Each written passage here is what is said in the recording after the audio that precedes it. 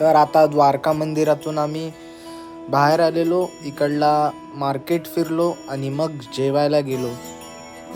रात्री जेवलो, प्रसाद घेतलेला तो ठेवला आणि डायरेक्ट आता झोपणार आणि उद्या नागेश्वर टेम्पलला जाणार आहे.